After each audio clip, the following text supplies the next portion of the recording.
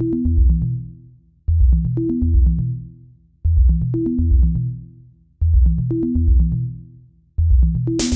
un fuerte aplauso, por favor. Bienvenido.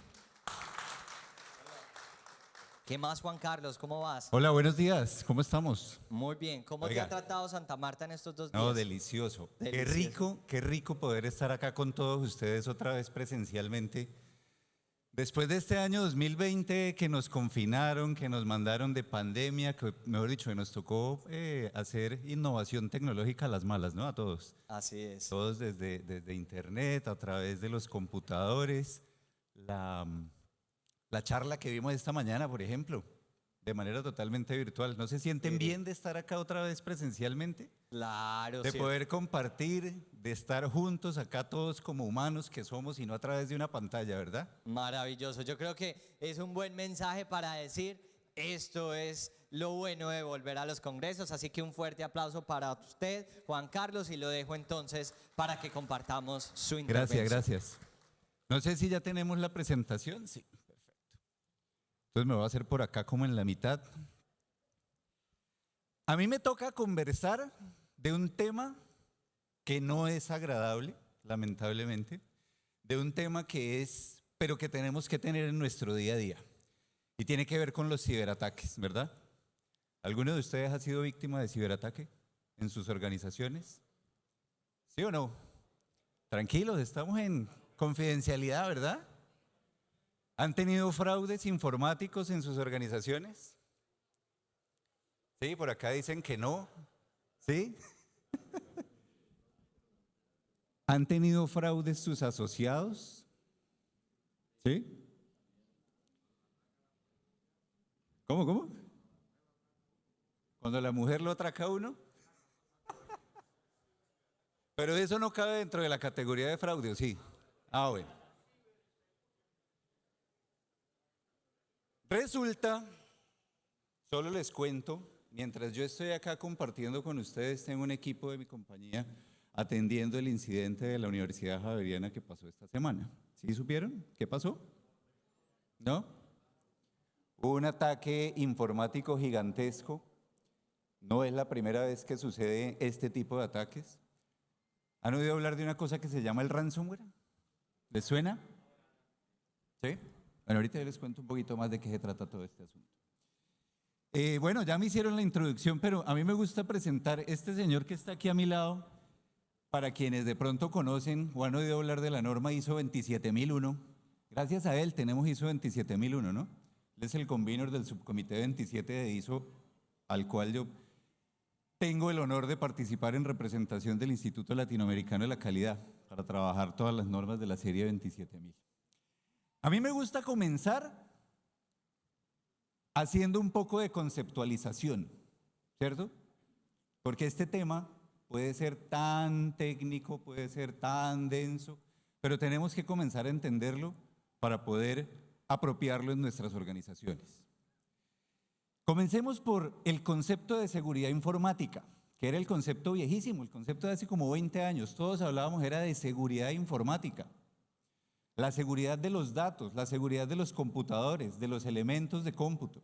Por eso se llamaba seguridad informática.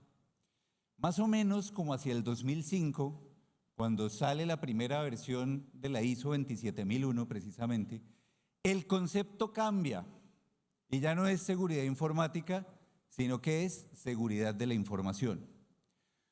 ¿Cuál es la diferencia entre esos dos conceptos? Que ya no solo estamos obligados a proteger el dato digital, sino que estamos obligados a proteger la información independiente del medio en que se encuentre. Es decir, ya no solo la información en un sistema de cómputo, ya no solo la información en una base de datos, la información que tenemos impresa, la información que están escribiendo por acá, la información de nuestros asociados, cualquier tipo de información debe ser protegida. La confidencialidad, la integridad y la disponibilidad de esa información, ¿verdad? No acabamos de digerir el concepto de seguridad informática y ahora nos llega, más o menos desde hace unos 2 o 3 años larguitos, otro concepto que se llama ciberseguridad. ¿Sí? ¿Qué pasa con la ciberseguridad? Resulta que cuando comenzamos a utilizar redes sociales, por ejemplo, ¿cierto? Todos usamos redes sociales, probablemente. Cuando comenzamos a migrar nuestros datos hacia la nube, ¿les suena la nube que está tan de moda? Gracias a la nube es que pudimos pasar, por lo menos algunos de nosotros, toda esa pandemia y todo ese confinamiento del 2020. Gracias a la nube es que pudimos ver esa conferencia esta mañana de manera híbrida a través de una conexión digital, ¿sí? Pero gracias a la nube tenemos que migrar el concepto también de seguridad de la información y comenzar a hablar de ciberseguridad. Y la diferencia fundamental es que ya nuestra información no está necesariamente en nuestro poder. Eso es lo que pasa con la nube, ¿cierto? Hay quienes dicen que la nube no es nada diferente a poner los datos en el computador de otro. ¿Y sí? Así es. Entonces ya tenemos proveedores de nube, ya está Microsoft, ya está Azure, ya está Amazon, está Google, bueno, todos los proveedores de nube que ustedes se puedan imaginar. Y nosotros estamos poniendo todos nuestros datos ahí, ¿cierto? Entonces ya tenemos que migrar el concepto porque tenemos que proteger la información aún a sabiendas de que está en el computador de alguien más o de que está en algún lugar de internet, ¿verdad? De esta manera, yo digo que ya no estamos asegurando computadores, estamos asegurando sociedades. Nosotros como sociedad tenemos que trabajar activamente en la seguridad de nuestra información. Fíjese que antes del 2020 nosotros podíamos hacer una clara diferenciación entre lo que era la información de mi trabajo y la información personal, ¿cierto? Todos ustedes tienen celulares, por ejemplo. En esos celulares tienen correos del trabajo, tienen sus redes sociales, tienen sus mensajes de texto, tienen su WhatsApp, ¿cierto? Fíjense que ya toda la información está concentrada en unos dispositivos y eso sí que pasó después del 2020, que lo terminamos de hacer porque todos nos fuimos a trabajar a la casa, bueno, los que trabajamos en este tema, pues. Entonces, ya toda esa información está compartida, ya perdimos esa línea divisoria entre lo que es la información del trabajo y la información personal. Y los ciberdelincuentes lo saben. Ese es el problema, que los ciberdelincuentes lo saben. Por eso los ciberdelincuentes, y también me gusta hacer la aclaración, ¿no? Se las cuento. Hacker no es ciberdelincuente, eso es una construcción de los medios. El hacker, el concepto del hacker es el gomoso, es el que aprende mucho de algún tema. El hacker no es el ciberdelincuente.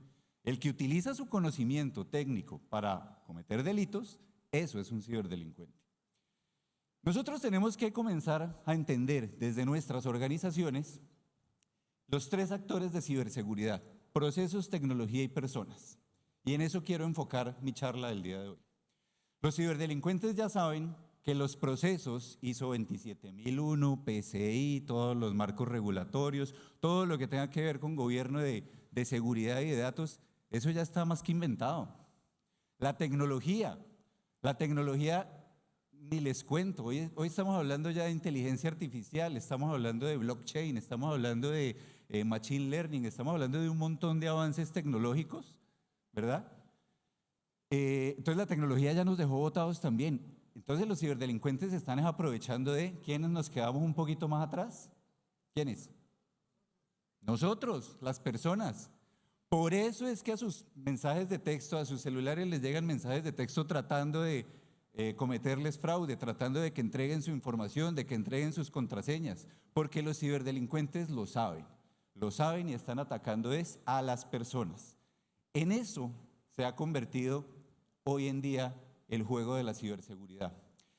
Pero por si no me creen todavía, el Foro Económico Mundial, año anterior, colocó dentro de su lista de probabilidades y de impactos los ciberataques como una situación que puede llevar al colapso de la humanidad. Miren, una lista que está encabezada por temas como la acción climática, como la falla climática, como los desastres naturales, como las bombas nucleares, bueno, todas esas cosas.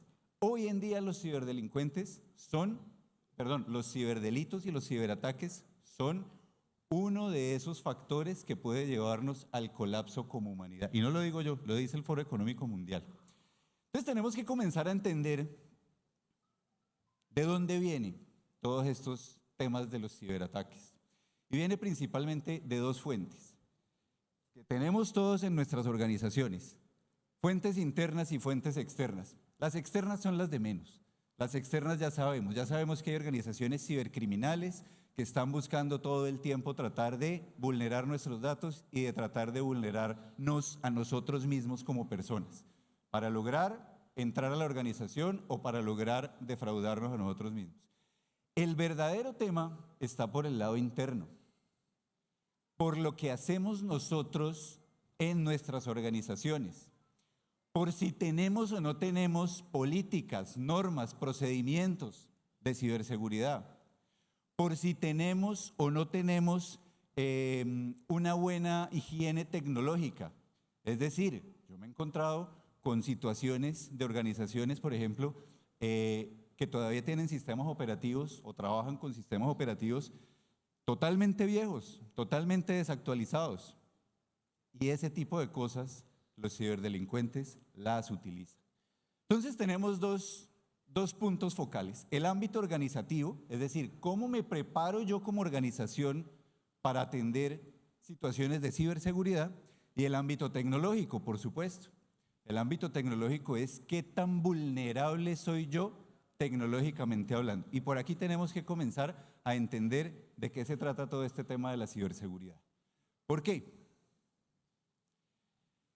En este slide que ustedes están viendo en este momento, he querido resumir 5 de los principales ataques que estamos sufriendo hoy en día todos, a nivel personal y a nivel corporativo. El phishing. ¿Ya han oído hablar del phishing? ¿Alguien no sabe qué es el phishing? Levante la mano, por favor, y les cuento. Bueno, el phishing son esos correos o esos mensajes que tratan de suplantar a una entidad del gobierno, a un banco, que tratan de suplantar a cualquier entidad. ¿Para qué? Para hacerlo caer a usted en un fraude. De eso se trata el phishing, los correos electrónicos maliciosos o los mensajes de texto maliciosos. ¿A cuántos de ustedes les ha llegado ese mensaje de que se ganaron una camioneta o de que se ganaron un premio de una lotería que nunca compraron, cierto? Eso es phishing.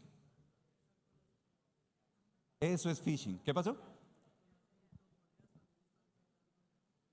Claro, las criptomonedas, me dicen por acá. ¿Cuántos de ustedes tienen inversiones en criptomonedas? No, funciona, sirve. ¿Para qué? Es chévere el mundo de las criptomonedas.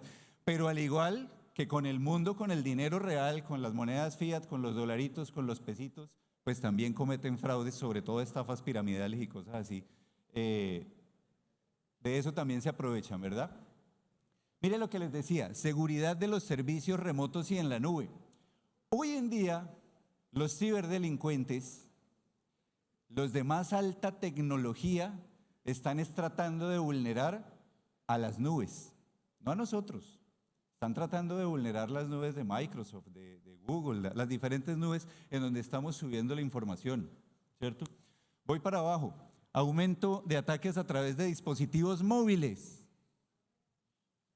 ¿Les suena?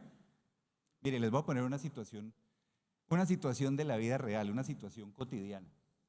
Usted llega con su celular por la noche a su casa, con su familia, ¿cierto? ¿Y qué hace? Llega su hijo, su sobrino, llega un niño y le pide a usted que le preste su teléfono móvil. ¿Qué tiene eso de malo? Probablemente nada, ¿cierto? De hecho, uno se lo entrega también como para que se entretenga el peladito. Pero ¿qué pasa? El chino coge el teléfono y comienza a buscar juegos y comienza a descargar juegos, ¿sí? Y uno de los principales vectores con los cuales le están metiendo malware, software espía a los teléfonos es a través de los jueguitos. ¿Por qué? Porque el niño simple y llanamente quiere jugar, no sabe qué es lo que está instalando. Entonces le aparece la aplicación que le dice: para que puedas jugar tienes que darme permiso para la cámara, para el teléfono, para las llamadas, para los contactos, ¿cierto? Sí, a todo. Los ciberdelincuentes lo saben.